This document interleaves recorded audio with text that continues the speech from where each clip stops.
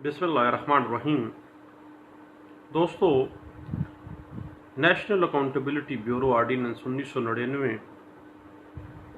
एक बड़ा अछूता सा कॉन्सेप्ट पेश कर रहा है। सेक्शन 5 क्लास आर है विलफुल डिफ़ॉल्ट। विलफुल डिफ़ॉल्ट के लफ्ज़ी मानी हैं जानबूझकर कर्ज अदा ना करना, जानबूझकर नादहिंदा हो जाना, जानबूझकर कर्ज अदा करने से मुकर जाना। अब आम जिंदगी में हम देखते हैं कि मरे और मुकरे का कोई दुनिया में इलाज नहीं है। माजी में इस तरह होता था कि सरकारी ओहदेदार और बड़े लोग जो थे बैंकों से बड़े बड़े कर्जे ले लेते थे, कारपोरेशन से बड़े बड़े कर्जे लेते थे और फिर बाद में डिफ़ॉल्ट कर जाते थे। नैब ऑर्डिनेंस 1999 ने इन मुकरे हुए लोगों को जो जानबूझकर नादहिंदा हो रहे थे उनका हल सोचा और सेक्शन 5 क्लास 4 के अंदर क्लास आर के अंदर इस बात को इंटरप्रेट किया और इसको सेक्शन 9A की क्लास है 8, इसके तहत 9A8 के तहत नैब ऑर्डिनेंस के जो जराइम हैं मुख्तलिफ उनमें ये शामिल कर दिया गया कि नादानिस्ता तौर पर, जानबूझकर दानिस्ता तौर पर अगर कोई बंदा डिफ़ॉल्ट कर जाता है, नादहिंदा हो जाता है, तो वो करप्शन और मिस कंडक्ट जो है, करप्शन और करप्ट प्रैक्टिस का मुर्तकिब होता है। नैब ऑर्डिनेंस 1999 कहता है कि एक शख्स या कोई सरकारी ओहदा रखने वाला जो शख्स है उसको जानबूझकर नादहिंदा होना तसव्वुर किया जाएगा और नादहिंदा होना, जानबूझकर नादहिंदा होना under section 9A class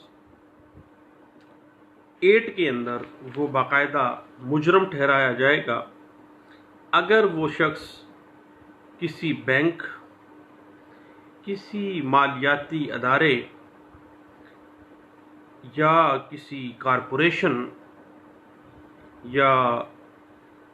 financial कोई भी इंस्टीट्यूशन है जो कि गवर्नमेंट की तरफ से जिसको कंट्रोल किया जाता है या गवर्नमेंट की सुपरविजन में वो कायम किया गया है, उससे उस शख्स ने वो कर्जा ले लिया। कर्जा लेने के बाद, लोन लेने के बाद उस तारीख के ऊपर जिस तारीख पर वो कर्जा की किस्त देनी थी या वो कर्जा वापस करना था, अब वो वापसी जो है वो जो कॉन्ट्रैक्ट बिटवीन उस शख्स के और उस कारपोरेशन या उस बैंक के दरमियान हुआ है उसके मुताबिक जो भी लोन की वापसी थी या जो रकम की अदायगी थी, जो लायबिलिटीज़ उसके ऊपर जो कायम की गई थी और जो उस अदारे की, उस बैंक के रूल एंड रेगुलेशंस थे, जो डायरेक्शंस थी, वो शख्स जानबूझकर मुआहदा जो है उसको फुलफिल नहीं कर रहा, मुआहदा से इनहराफ करते हुए बाकायदा तौर पर अपने ज़ुमे जो वाजिबुल अदा रकम है जो उसने लोन की सूरत में ली है उस बैंक से, उस कारपोरेशन से, उस फाइनेंशियल इंस्टीट्यूशन से जो गवर्नमेंट के अंडर काम कर रही है, बाद में वो उस वाजिबुल अदा रकम जो है जो मुआहदे के मुताबिक या रूल एंड रेगुलेशंस के मुताबिक थी, वो उस तारीख को वो रकम को अदा नहीं करता या जो अगर उसकी कोई इंस्टॉलमेंट की गई हैं उन इंस्टॉलमेंट्स को रेगुलेट नहीं करता या जो लोन लिया है वो लेके मुकर गया है और वो लोन वापस नहीं करता और اب اگلی سٹیج آ جاتی ہے اس بینک یا اس کارپوریشن یا اس فائنانشل انسٹیٹیوشن کی طرف سے ایسے شخص یا سرکاری عہدیدار جو رہا ہے بندہ، اس کو اس ادارے کی طرف سے بینک یا کارپوریشن یا جو بھی فائنانشل انسٹیٹیوشن ہے اس کی طرف سے 30 ڈیز کا نوٹس دیا جا چکا ہو. اب نوٹس بھی مل گیا ہو، 30 دن گزر گئے ہیں، لیکن وہ جان بوجھ کر اس تاریخ کو وہ رقم ادا نہیں کر رہا ہے، وہ قسط نہیں دے رہا ہے، قرض واپس نہیں کر رہا ہے، تو سیکشن 5 کلاز آر کہتی ہے کہ وہ شخص جو ہے وہ ولفل ڈیفالٹ کر گیا ہے، جان بوجھ کر نادہندہ ہو گیا ہے. اب آگے اس کی پروویژنز کچھ آ جاتی ہیں، پروویزو آ جاتی ہیں اس کی، کہ ایکسیپشنز آ جاتی ہے کہ مگر شرط یہ ہے کہ نیب آرڈیننس 1999 کے تحت وہ بندہ ولفل ڈیفالٹ کے زمرے میں نہیں آئے گا جو کہ دانستہ خلاف ورزی کی بنا پر کسی بینک، کارپوریشن یا فائنانشل انسٹیٹیوشن جو گورنمنٹ کے انڈر کام کر رہا ہے اس کی کسی جو لیگل اوبلیگیشن تھی لون کی واپسی کی، ری پیمنٹ آف لون کی، اس حوالے سے وہ واپسی کرنے کے قابل ہی نہیں رہا. اگر قابل ہی نہیں ہے، اب وہ بندہ بالکل دیوالیہ ہو چکا ہے. اب جب جو بندہ دیوالیہ ہو گیا ہے، اب قانون اس پہ شرط لگا دیتا ہے کہ وہ بندہ جان بوجھ کر نادہندہ کا مرتکب، جرم کا مرتکب تصور نہیں کیا جائے گا، کیونکہ جو اوبلیگیشنز اس نے پوری کرنی تھی، جو لیگل اوبلیگیشن تھی اس رقم کی واپسی کے حوالے سے، وہ اس قابل ہی نہیں رہا ہے، وہ دیوالیہ ہو چکا ہے، یا اس کو وہ اس قابل ہی نہیں انیبل ہو گیا ہے کہ وہ کسی صورت بھی اپنی اس لیگل اوبلیگیشن، اس ری پیمنٹ آف لون کی ادائیگی جو اس نے کرنی تھی اس میں ناکام ہو گیا ہے، اور وہ اس قابل ہی نہیں ہے کہ وہ اس کو ادا کر سکے. اس کے بعد مزید شرط ایک لگا دی جاتی ہے کہ اگر ولفل ڈیفالٹ کسی بینک یا فائنانشل انسٹیٹیوشن، مالیاتی ادارے سے متعلق کسی نادہندگی کی صورت میں ایسے شخص کے خلاف پہلے بینک یا اس مالیاتی ادارے نے 30 دن کا نوٹس دے دیا، وہ بندہ واپس نہیں کر رہا ہے. اب اگلا نوٹس کیا ہے کہ ایسے شخص کو اسٹیٹ بینک آف پاکستان کے گورنر کی جانب سے 7 ڈیز کا فائنل نوٹس بھی دیا جا چکا ہو. پہلے 30 دن کا نوٹس بینک نے اور فائنانشل انسٹیٹیوشن نے دیا، اس کارپوریشن نے دیا، اس نے رقم واپس نہیں کی، جان بوجھ کر سکتا تھا لیکن نہیں کیا ہے. اب ولفل ڈیفالٹ کا مجرم وہ ہو گیا ہے کیونکہ جان بوجھ کر وہ ادائیگی نہیں کر رہا ہے، لیکن شرط یہ ہے کہ 30 دن کا پہلے نوٹس اس بینک یا فائنانشل انسٹیٹیوشن کی طرف سے دیا گیا، اس کے بعد اسٹیٹ بینک جو گورنر کی جانب سے اس کو 7 دن کا نوٹس دیا جا چکا ہے، پھر بھی وہ جان بوجھ کر ادائیگی کر سکتا ہے، لیکن وہ جان بوجھ کر ادائیگی نہیں کر سکتا ہے. اب یہ بات واضح کر دیتی ہے سیکشن 9A جو کہ کرپشن اور کرپٹ پریکٹسز کو حوالے سے بات عیاں کر دیتی ہے کہ ایک سرکاری عہدہ رکھنے والا شخص یا کوئی اور شخص. اب پرسن کی جو ڈیفینیشن ہے اس حوالے سے سپریم کورٹ آف پاکستان نے اس بارے میں کہا کہ پرسن بنیادی طور پر کوئی ریئل پرسن بھی ہو سکتا ہے، کوئی انسان، کوئی شخص، اور کوئی بھی آرٹیفیشل پرسن بھی ہو سکتا ہے، جیسے کوئی کمپنی ہے، کوئی پرائیویٹ لمیٹڈ کمپنی ہے، یا کوئی آرٹیفیشل پرسن کی کوئی ایسوسیشن بنائی ہوئی ہے. اور یہ بات جو ہے انٹرپریٹ بھی ہوئی PLD 2013 supreme court of Pakistan page 594 page है, इसमें ये बात इंटरप्रेट की गई कि पर्सन कौन होगा। पर्सन को डिफाइन किया गया कि एक सरकारी ओहदा रखने वाला शख्स या दीगर शख्स जो है वो करप्शन और करप्ट प्रैक्टिस का मुर्तकिब कहा जाएगा। आगे 9A की क्लास 8 में कहा गया कि अगर वो सरकारी ओहदा रखने वाला शख्स या कोई और शख्स विलफुल डिफॉल्ट के जुर्म का इर्तिकाब करता है, जानबूझकर कर्जा लेके वापस नहीं कर रहा है, तो वो 9A के तहत विलफुल डिफॉल्ट के जुमरे में आएगा, क्योंकि वो इस काबिल है कि वो वापस कर सके लेकिन नहीं कर रहा है। इस हवाले से एक लेटेस्ट केस लॉ हमारे सामने आता है कि अगर कोई शख्स ट्रायल कोर्ट की तरफ से जो उसने लोन लिया था, जो भी तयशुदा रकम है उसको अदा करने से कासर रखता है, हालांकि वो पे कर सकता था लेकिन वो नहीं कर रहा है, तो ऐसा अमल जो वो कर रहा है जानबूझ के, वो पे करना ही नहीं चाहता, वो पैसा लौटाना ही नहीं चाहता, करोड़ों रुपए वो खा जाना चाहता है,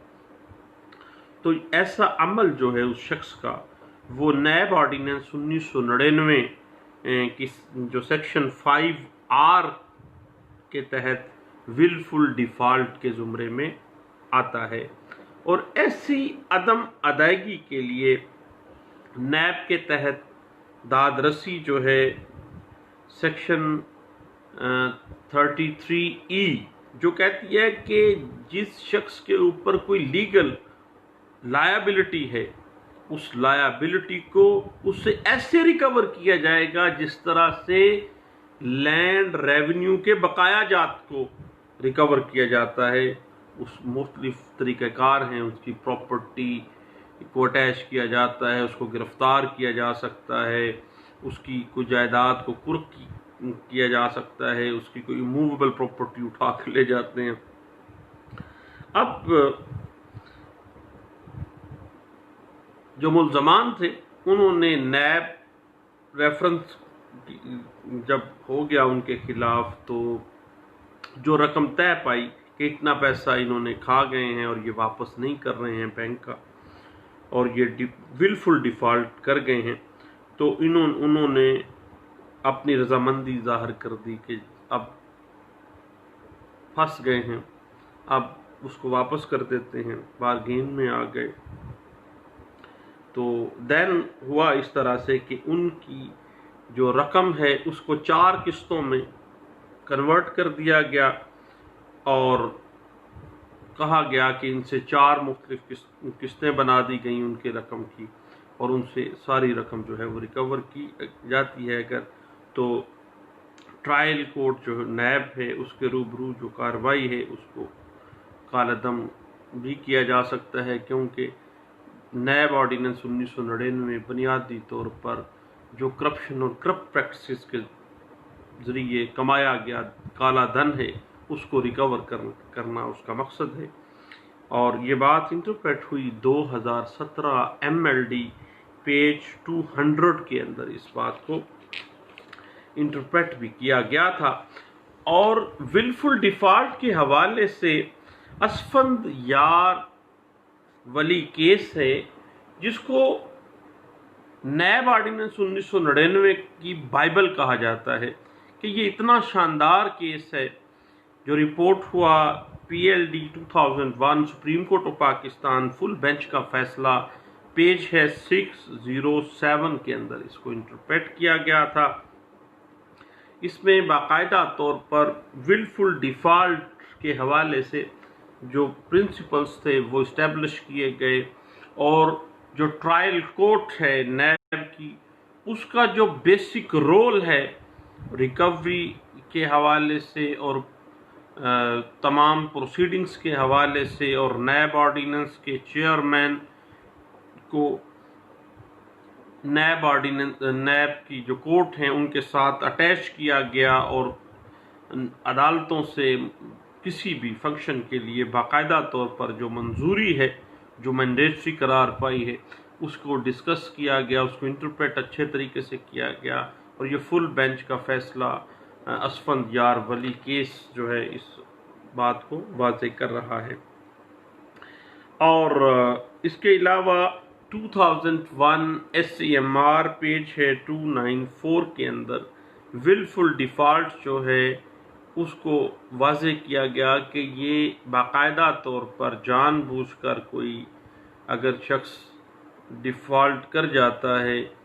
اور بھاگ جاتا ہے، مکر جاتا ہے، جبکہ وہ ادا کر سکتا ہے رقم، لیکن وہ کرپشن اور کرپٹ پریکٹسز کے زمرے میں یہ جو سیکشن ہے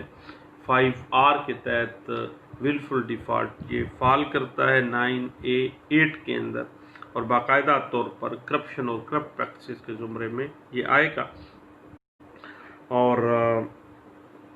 یہ بات انٹرپریٹ بھی ہوئی 2013 CLD پیج ہے 2033 کے اندر اس بات کو انٹرپریٹ کیا گیا، اور 2001 SCMR پیج 294 کے اندر اس بات کو انٹرپریٹ کیا گیا، اور یہ بات 2015 YLR پیج 371 کے اندر اس بات کو بڑے اچھے انداز سے انٹرپریٹ کیا گیا، اور یہ بات باقاعدہ طور پر کرپشن اور کرپٹ پریکٹسز کے ایمبٹ کے اندر ڈسکس کی گئی تھی، اور یہ کیس لا رپورٹ ہوا 2013 PCRLJ پیج 405 کے اندر۔ اور ولفل ڈیفالٹ کو باقاعدہ طور پر انٹرپریٹیشن جو ہے وہ ہمیں مل جاتی ہے مختلف کیس لاز میں۔ PLD 2015 سندھ ہائی کورٹ کا فیصلہ ہے پیج 101 کے اندر اس بات کو انٹرپریٹ کیا گیا، 2002 MLD پیج 603 کے اندر اس بات کو انٹرپریٹ کیا گیا، PLD 2003 supreme court of Pakistan page 668 کے اندر اس بات کو انٹرپریٹ کیا گیا، اور پیمنٹ آف لون کے حوالے سے یہ ڈٹرمن کرنا کہ کیا یہ بندہ جو ہے جان بوجھ کر یہ معاملہ کر رہا ہے، اور اس حوالے سے یہ قانونی طور پر کس حد تک یہ جائز ہے اور کس حد تک اس پہ کوئی پابندی بھی لگائی جا سکتی ہے۔ تو یہ بات کانسٹیٹیوشنل جورسڈکشن میں باقاعدہ طور پر ڈسکس کی گئی، اور یہ بات انٹرپریٹ کی گئی ایک کیس لا میں جو رپورٹ ہوا تھا 2013 PCRLJ پیج 405 کے اندر اس کو انٹرپریٹ کیا گیا، اور 2000 SCMR پیج 1 کے اندر یہ بات واضح طور پر کہی گئی کہ اگر بینک کی سے لون لینے کے بعد کوئی بندہ ولفل ڈیفالٹ کر جاتا ہے تو باقاعدہ طور پر نیب آرڈیننس جو ہے ولفل ڈیفالٹ کے خلاف ریمیڈی رکھتا ہے، اور وہ لون کی پیمنٹ کو ریکور کرے گا اس شخص سے، اور اس حوالے سے کانسٹیٹیوشنل پٹیشنز سامنے آتی ہیں، اور اس پہ جو سیر حاصل بحث کی گئی ہے PLD 2001 supreme court of Pakistan page 607 ہے، اور یہ اسفند یار ولی کیس ہے۔ اور ولفل ڈیفالٹ جو ہے کرپشن اور کرپٹ پریکٹسز کے زمرے میں آتے ہوئے ایک جرم قرار پاتا ہے، اور یہ بات انٹرپریٹ ہوتی ہے 2014 PCRLJ پیج 840 کے اندر، 2002 YLR پیج 1811 کے اندر، 2001 SCMR پیج 294 کے اندر، اور Lahore high court double bench کا ایک فیصلہ رپورٹ ہوا تھا PLD 2003 Lahore high court page 686 کے اندر اس بات کو انٹرپریٹ کیا گیا، اور PLD 2005 supreme court of Pakistan page 364 کے اندر اس بات کو انٹرپریٹ کیا گیا۔ اب جب ایک بندہ ڈیورنگ انکوائری مان جاتا ہے تو یہ جو امر ہے اس کو ولفل ریٹرن جب ہو جاتا ہے، وہ فوری طور پر والنٹری ریٹرن کے لیے آ جاتا ہے، تو اس کے بعد اگر وہ انویسٹیگیشن کے دورانیے میں باقاعدہ طور پر واپسی لوٹی ہوئی رقم کرنا چاہتا ہے تو وہ پلی بارگین جو ہے سیکشن 25 ہے نیب آرڈیننس 1999 کے ایمبٹ میں آئے گا۔ اس حوالے سے جو چیئرمین نیب کی اتھارٹیز ہیں، جو پارز اس کو قانون پرووائڈ کر رہا ہے، یہ باتیں ڈسکس کی گئی تھیں 2001 کے اندر، P L D 2001 supreme court page 607 کے اندر اس بات کو انٹرپریٹ کیا گیا تھا، اور پی L D 2001 Karachi high court page 419 کے اندر، اور 2014 میں پی L D 2014 Lahore high court double bench کا فیصلہ ہے، پیج 149 کے اندر اس بات کو انٹرپریٹ کیا گیا ہے۔ اب بات آ جاتی ہے ولفل ڈیفالٹ ڈٹرمن کیسے کیا جائے گا، اور کیسے دیکھا جائے گا کہ کیا یہ بندہ یہ لون اس نے لیا تھا پھر کیسے استعمال کیا، اور کس طریقہ کار سے اگر یہ اس قابل ہے بھی یا نہیں ہے، اس بات کو ڈٹرمن کرنا جو ہے باقاعدہ طور پر نیب کے ایمبٹ میں آتا ہے، اس کی ایکسکلوسیو جورسڈکشن میں آتا ہے، اور اس پہ سیر حاصل بحث کی گئی 2007 سی ایم آر پیج 1569 کے اندر اس بات کو بڑے اچھے انداز سے انٹرپریٹ کیا گیا تھا۔ تو دوستو، اگر کوئی شخص جان بوجھ کر نادہندہ ہو جاتا ہے تو وہ باقاعدہ طور پر کرپشن اور کرپٹ پریکٹسز کا مرتکب ٹھہراتا ہے، جس کی سزا انڈر سیکشن 10 نیب آرڈیننس 1999 14 سال تک کی قید بما جرمانہ، اور اس کی جو جائیداد ہے وہ قرق بھی کی جا سکتی ہے۔ اور ولفل ڈیفالٹ ہونے کی صورت میں اب وہ جو لون کی پیمنٹ ہے اس کی ریکوری بالکل اس طرح کی جائے گی under section 33E NAB ordinance 1999 کے تحت، جس طرح سے لینڈ ریونیو کے بقایا جات باقاعدہ طور پر بدید ہوتے ہوئے، جس کو ہم پنجابی میں بدید ہوتے ہوئے کہتے ہیں، کہ وہ اٹیچ کی جا سکتی ہے اس کی پراپرٹی، اس بندے کو گرفتار کیا جاتا ہے اور اس بندے کی پراپرٹی کی نیلامی کر کے پیسہ ریکور کیا جاتا ہے، تو وہ جان بوجھ کر جو نادہندہ ہو جانے والا شخص ہے اس سے وہ لون کی پیمنٹ جو ہے وہ واپس لینا جو ہے وہ نیب کے زمرے میں آ جاتا ہے اور نیب کے پاس پار ہے۔ اس حوالے سے نیب آرڈیننس 1999 کے مختلف جو کانسیپٹس ہیں، جو پارس ہیں، جو ڈاکٹرائنز اسٹیبلش ہوئے، جو پرنسپلز اسٹیبلش ہوئے، گاہے بگاہے اس پہ انشاءاللہ ہم ڈسکس کرتے رہیں گے۔ آپ کا بہت شکریہ، تھینک یو، اللہ حافظ۔